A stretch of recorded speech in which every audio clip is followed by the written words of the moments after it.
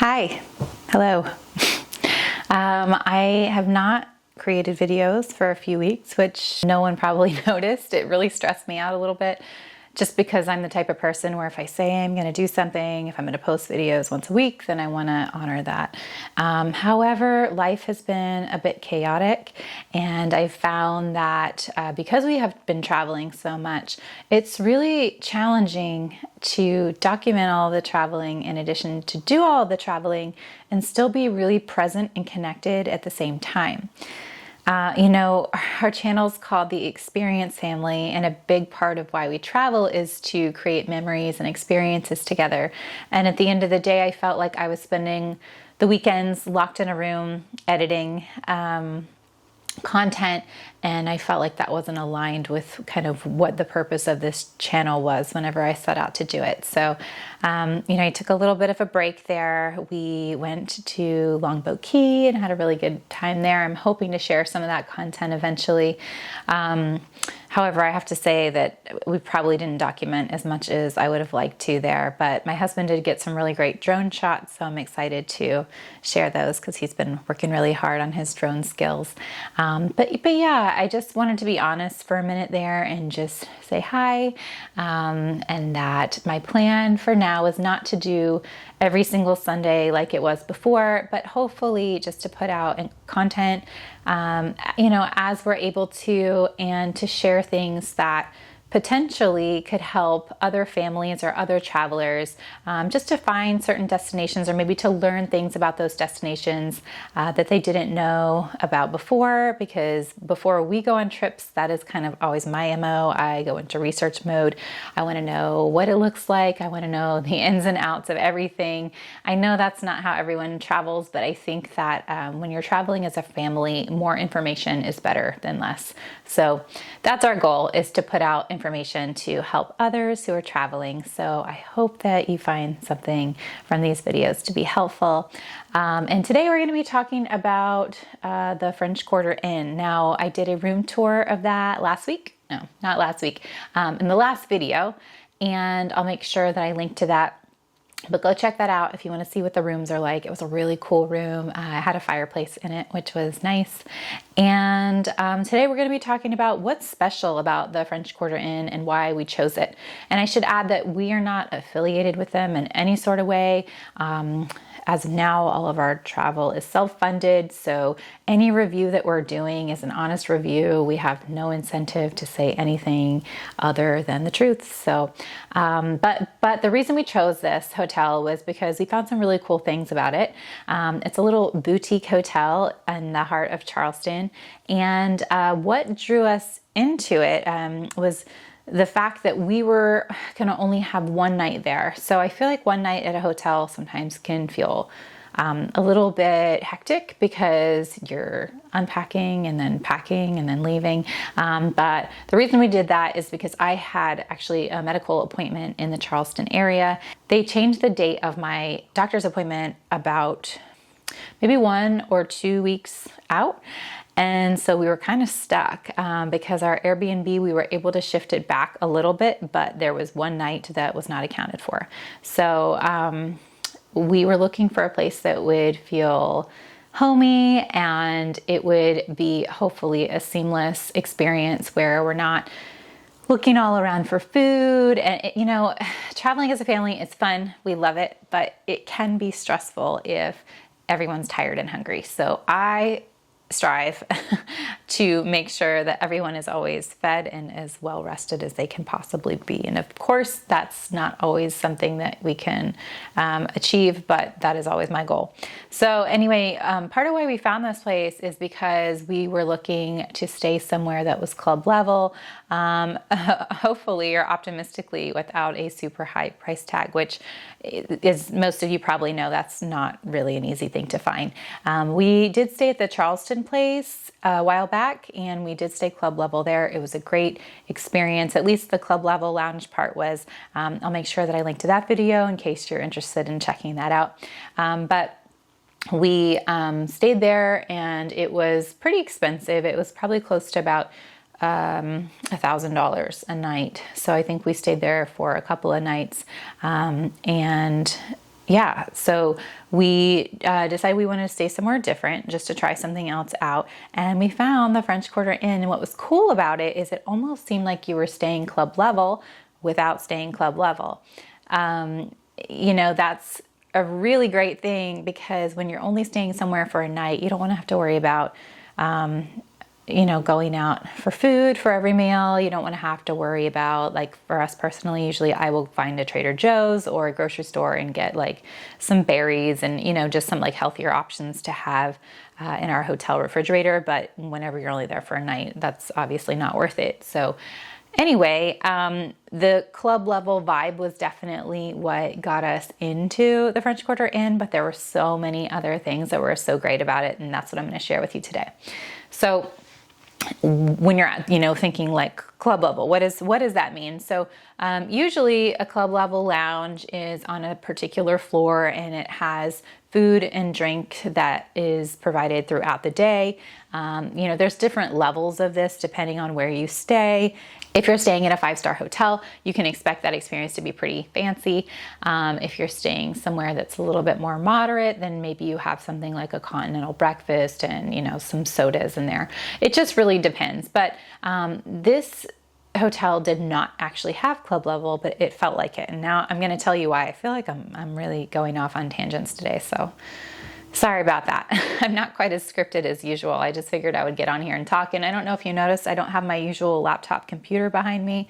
I switched it up to the cozy recliner today. So I figured, since we were talking about a cozy hotel room that had a fireplace, that I would go with a cozier vibe today. One other thing I'm going to throw out, since I'm going off on tangents and unscripted today, we are going to Europe in like 2 weeks, which is crazy. And that's another part of why creating content has been really hard, because I am in like super planning mode, trying to iron out all of the last kinks and get all of those, kind of last minute fine tuning like details just taken care of. So anyway, I'm really looking forward to documenting a lot of that trip. Sometimes there are certain trips that we take where we decide, like for my birthday trip, that maybe we're not going to take as much footage because we really want to be in the moment. And it's not that we don't want to be in the moment in Europe, but I really want to get everything, because I don't know when we'll be back. And it's a really big deal of a trip for us. So, okay, back to the French Quarter Inn. Okay. So the club level vibe. So whenever you first get there, they greet you with a glass of champagne or a glass of juice for the kids. So that was a really nice, warm, welcoming way to kind of start things off. And then the next thing after that we rolled into was the evening wine and cheese reception. And that's where they put out kind of like a charcuterie style little setup, and there is wine that you can order, complimentary wine, and you can have that along with your cheese and little snacks that are set out. And I forget the exact hours, but I want to say it was like maybe like from 5:30 to 6:30 every night. So that is included in the cost of your room. And if you're curious about the cost of the room, I know that I mentioned the price of the Charleston Place Club level. The French Quarter Inn, there's quite a range of what the room cost is, but we stayed in, I believe it was the Deluxe Terrace View, or Deluxe Terrace Market View Suite, and that was like 500-ish per night, which it might sound on the steeper side, but when you factor in all that's included, it actually was a really great deal. So you got your champagne upon arrival, and then whenever we got to our room, there was bottled water there waiting for us, and then some bottled water in the fridge. They had both still and sparkling water, which was a nice touch. And then I already mentioned the wine and cheese reception, so that was kind of in the evening before dinner. And then after that, later in the evening, they actually have milk and cookies that they put out. So if you are the type of person who likes a snack before bed, or you have kids that have snacks before bed, that was a great way to end the evening. And again, that was included in the cost of the room stay. In the morning, they also had a really great breakfast that was included. Now, you had the choice of going to the lobby to have your breakfast, or you could just order room service and have it brought to your room. Now, I'm used to free breakfast sometimes when we're staying at different hotels, but it's usually more of a continental breakfast unless you are staying club level. But I went back and I looked, and I'll share a little video of our breakfast that we had ordered to the room that morning. And again, this is included. All the food that you get sent to your room is included. I think we got like granola and some fresh berries. We got a smoked salmon bagel. We got eggs, bacon, sausage, and then I think we also got some juice and coffee and things like that. So it was a lot more than what you would just get for a continental breakfast. And they, like I said, they brought it to your room. So no extra charge there. All the breakfast was included. Now, the other really cool thing about this place was they really seem to value sleep, which is interesting. I don't know. I mean, sometimes when we go to hotels, I've seen different hotel brands boast about like their thread counts and the sheets or maybe the types of pillow, but this place was next level. Okay, so there was a sleep machine or a sound machine in the room. So that was great. There was a sleep pillow menu. Now, this is a first for us. I've never heard of anything like it. You're able to look at all the different types of pillows that they offer, and they actually will come and deliver the pillow to your room, the pillow that you choose. So, if you like a certain type of pillow or you want to try a different type of pillow, then there's a selection of, I want to say maybe there was like anywhere from maybe like 6 to 10 different choices. So that was pretty cool. And then they also offer an evening turn down service where, they turn the bed down and then they left little chocolates. That was cute. They were actually, I think they were orange flavored chocolates with valerian too. So also kind of tying into that kind of cozy, favoring sleep type theme. So that was really cool.